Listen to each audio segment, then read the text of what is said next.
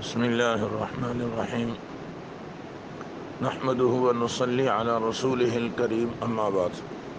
ہماری آج کی مجلس کا عنوان ہے مسجد کی عظمت۔ اس سلسلے میں 3 باتیں آج عرض کرنا چاہوں گا۔ نمبر 1، مسجد کا لفظ مسلمانوں کی عبادت گاہ کے ساتھ مخصوص ہے۔ اللہ تعالیٰ نے سورۃ الحج میں ارشاد فرمایا، وَلَوْلَا دَفْعُ اللَّهِ النَّاسَ بَعْضَهُمْ بِبَعْضٍ لَهُدِّمَتْ صَوَامِعُ وَبِيَعٌ وَصَلَوَاتٌ وَمَسَاجِدُ يُذْكَرُ فِيهَا اسْمُ اللَّهِ كَثِيرًا۔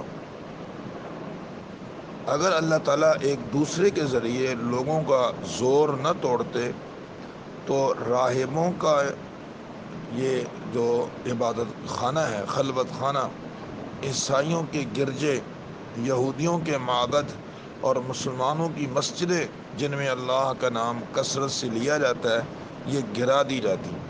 اس آیت کے تحت مفسرین یہ فرماتے ہیں کہ صوامعوں سے راہبوں کی عبادت گاہ، بیعن سے نصارہ کی عبادت گاہ، اور صلواتن سے یہودیوں کی عبادت گاہ، اور مساجد سے مسلمانوں کی عبادت گاہیں مراد ہیں۔ ابتدائے اسلام سے لے کر آج تک یہ بات مسلم ہے کہ مسلمانوں کی عبادت گاہ کے علاوہ کسی غیر مسلم فرقے کی عبادت گاہ کے لیے یہ لفظ استعمال نہیں کیا گیا۔ لہذا مسلمانوں کا یہ قانونی اور اخلاقی فرض ہے کہ وہ کسی غیر مسلم فرقے کو اپنی عبادت گاہ کا یہ نام نہ رکھنے دیں۔ چنانچہ یہی وجہ ہے کہ جب قادیانیوں کو کافر قرار دیا گیا تو اس وقت یہ بات بھی طے ہوئی تھی کہ یہ اپنی عبادت گاہوں کا نام مسجد نہیں رکھ سکتے۔ دوسری بات، مسجد کی فضیلت کے لیے ایک بات تو یہ عرض کرنی ہے کہ اللہ پاک نے قرآن مجید میں 18 مقامات پر مساجد کا تذکرہ کیا۔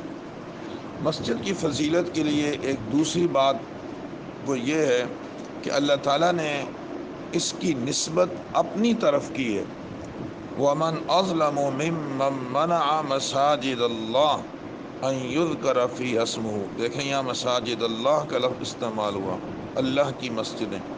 وَأَنَّ الْمَسَاجِدَ لِلَّهِ، اور فرمایا إِنَّمَا يَعْمُرُ مَسَاجِدَ اللَّهِ۔ ایک اور آیت میں ارشاد فرمایا، مَا كَانَ لِلْمُشْرِكِينَ أَن يَعْمُرُوا مَسَاجِدَ اللَّهِ۔ ہمارے اکابرین فرماتے ہیں کہ ساری کائنات کے مالک اللہ ہے، لیکن جیسے مشہور ہے نا کہ سارے شاگرد استاد کے ہوتے ہیں، مگر اس شاگرد کے نصیب جاگ گئے جس کو استاد یہ کہے کہ یہ میرا خاص شاگرد ہے۔ سارے ہی مرید شیخ کے ہوتے ہیں، مگر اس مرید کے نصیب جاگ گئے جس کی نسبت شیخ اپنی طرف کرے خاص طور سے کہ یہ میرا مرید ہے۔ ایسے ہی ساری کائنات کے خالق اور مالک اللہ تعالیٰ ہیں، مگر اس جگہ کے نصیب جاگ گئے جس کی نسبت اللہ تعالیٰ اپنی طرف کر دیں، اور وہ پوری کائنات میں بڑے بڑے کارخانے ہیں، فیکٹریاں ہیں، ایئرپورٹ ہیں، بڑے بڑے ممالک ہیں، مگر کسی جگہ کے بارے میں اللہ نے یہ نہیں کہا فلاں ملک میرا ہے، فلاں جگہ میری ہے، فلاں فیکٹری ایئرپورٹ میرا ہے۔ جب اللہ نے اپنی طرف نسبت کی تو کیا فرمایا، وَأَنَّ الْمَسَاجِدَ لِلَّهِ فَلَا تَدْعُوا مَعَ اللَّهِ أَحَدًا۔ بس یہ ہیں ہماری جگہ۔ اور امام الانبیاء صلی اللہ علیہ وسلم نے بھی احادیث میں تذکرہ جو کیا مساجد کا تو اس میں ان کی نسبت اللہ کی طرف کی۔ فرمایا، مجتمع قوم فی بیت من بیوت اللہ۔ جو لوگ اللہ کے گھر میں جمع ہوتے ہیں، تلاوت کرتے ہیں تو اللہ پاک کی رحمت ان کو ڈھانپ لیتی ہے۔ ایسی دوسری جگہ فرمایا، من بنا للہ مسجدا بنى اللہ لہ بیتا فی الجنہ۔ جو اللہ کے لیے مسجد بنائے گا اللہ پاک جنت میں اس کے لیے محل بنا دیں گے۔ اور ایک جگہ حدیث میں آپ نے ارشاد فرمایا، سبعۃ یظلھم اللہ فی ظلہ یوم لا ظل الا ظلہ۔ 7 آدمی ایسے خوش نصیب ہیں قیامت میں اللہ کے عرش کے سائے کے نیچے ہوں گے۔ ان 7 افراد میں ایک فرد کون سا ہے؟ رجل قلبہ معلق بالمساجد، جس کا دل مسجدوں کے ساتھ اٹکا رہے، بیٹھا ہوا گھر پہ یا دکان میں فیکٹری میں، مگر بار بار وقت دیکھ رہا ہے دیکھو میری مسجد میں کہیں نماز نہ چلی جائے، جماعت نہ چلی جائے، تو اس کا دل جو مسجد میں اٹکا ہوا ہے، یہ آدمی قیامت میں اللہ کے عرش کے سائے کے نیچے ہوگا۔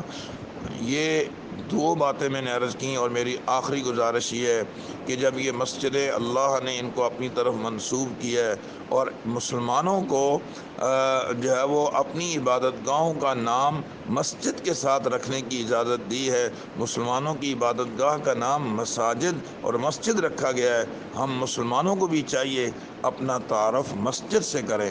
میں کہاں رہتا ہوں جی؟ فلاں چوک کے قریب، فلاں ٹیکسی اسٹینڈ کے قریب، فلاں بس اسٹاپ کے قریب، فلاں سینما ہال کے قریب، فلاں بازار کے قریب۔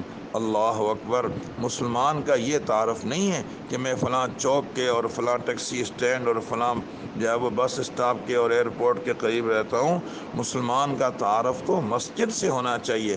ہم مسجد والے ہیں تو ہمارا تعارف ہو، میں تو مرکزی جامع مسجد کے قریب رہتا ہوں، میں تو آمنہ مسجد کے قریب رہتا ہوں، میں تو مدنی مسجد کے قریب رہتا ہوں، میں تو مکی مسجد کے قریب رہتا ہوں۔